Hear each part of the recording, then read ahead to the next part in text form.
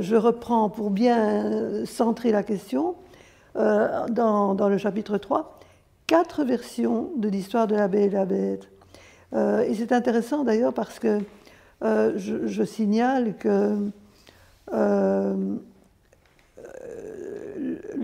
dans un très bel ouvrage, une folkloriste actuelle qui fait une anthologie des fantastiques animaux, affirme qu'il y a plus de 110 variantes de l'histoire de la Belle et la Bête qui parcourt le monde. Et la science s'est aussi intéressée d'ailleurs à ce texte singulier. Et elle retrouve ce thème de la Belle et la Bête à l'époque néolithique. C'est dire comme il a hanté l'esprit humain. L'imaginaire oui, humain. Mais si on s'arrêtait peut-être quelques instants sur ces 4 versions de La Belle et la Bête. Hein. Donc, la première, c'est celle qu'on connaît essentiellement par le film de Cocteau. Hein, absolument. Voilà, donc ça c'est la version qui date du XVIIIe siècle. Je ne sais pas si vous avez remarqué qu'il y a un film récent qui a repris ce thème de La Belle et la Bête avec Emma Watson, une sorte de film à la Walt Disney, avec des images de synthèse, qui n'est pas mal, mais bon, voilà encore quelque chose de tout à fait nouveau. Mais c'est dire que le thème continue à hanter. Oui, alors, donc ça c'est la version classique, si l'on peut dire. Hein. Oui, si on veut. Alors il y a La Belle et la Bête, qui est un conte de Jeanne le Prince de Beaumont, qui date du XVIIIe siècle et qui est le plus connu finalement, et qui est l'histoire, je dirais, l'histoire chrétienne, c'est-à-dire que... L'histoire morale, en quelque sorte. L'histoire morale. La Belle rencontre un monstre épouvantable qu'il aime. Au début, elle est effrayée, elle veut le chasser, mais elle se rend compte que ce monstre est d'une humanité, d'une bonté, d'une sensibilité extrême, et donc elle accepte de l'épouser à cause de sa bonté. Et à ce moment-là, évidemment... Beauté tout intérieure. Beauté tout intérieure. Et donc, à ce moment-là, le monstre devient évidemment un être humain. La métamorphose s'opère. Voilà. Mais ce qui est intéressant, c'est que dans L'Ange à fourrure de Monique Watteau, bien plus tard, en 1965, un roman qui a paru à Paris chez Plon, on retrouve le thème contraire, c'est-à-dire que la Belle tombe amoureuse d'un animal, l'ange à fourrure, un grand singe de la forêt amazonienne, et par amour pour lui, elle s'animalise. Donc le thème est vu de la façon contraire. C'est évidemment, époque oblige, Monique Watteau vit à l'époque des Golden Sixties.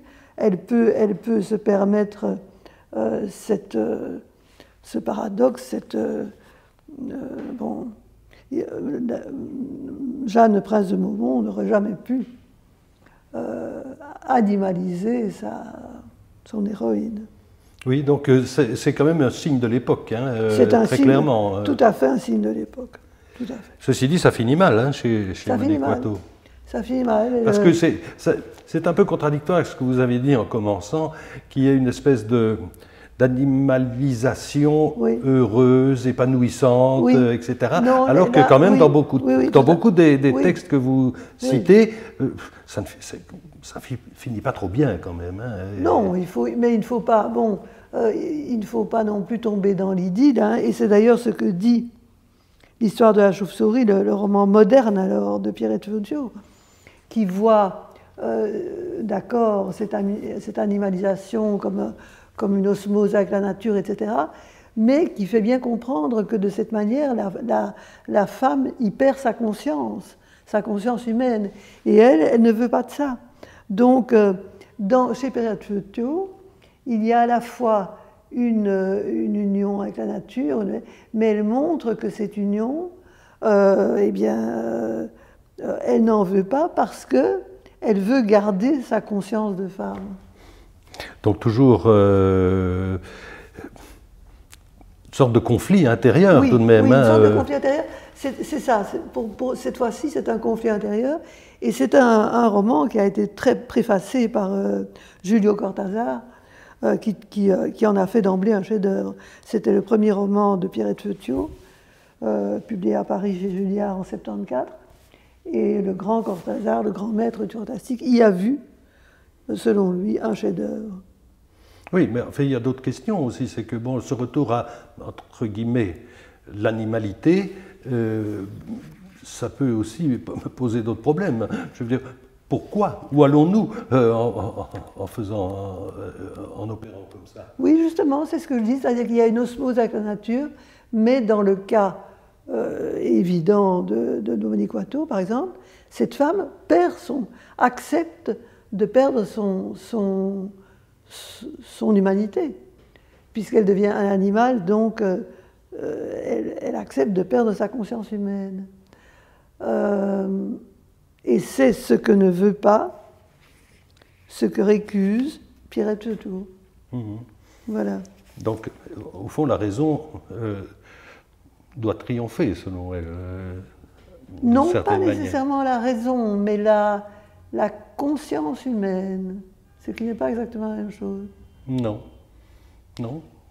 Le fait que nous sommes de la chair pensante. Oui, voilà, c'est ça, exactement. C'est un peu comme ça, d'ailleurs, que Cortázar définit. Oui.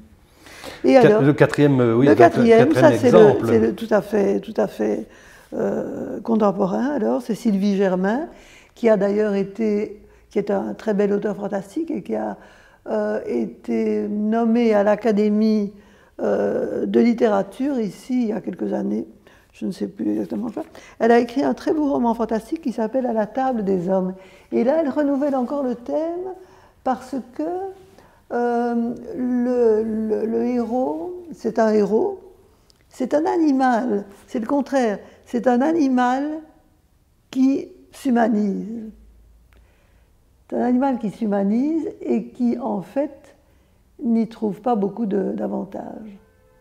Parce qu'il trouve des guerres, il trouve le crime, il trouve des tas de choses horribles. Et finalement, à la fin, eh bien, il voudrait renoncer à cette humanité qui ne lui a apporté que des catastrophes. Et il préfère le destin animal. Il y a un petit côté rousseauiste quand même dans tout ça. Peut-être, oui, peut-être. Il y a un côté bon sauvage malgré tout, non? Oui. Parce que donc retourner à l'animalité, c'est retourner d'une certaine manière à une forme de sauvagerie, non? Dans beaucoup de cas. Oui, si vous voulez. Ça peut se définir comme ça.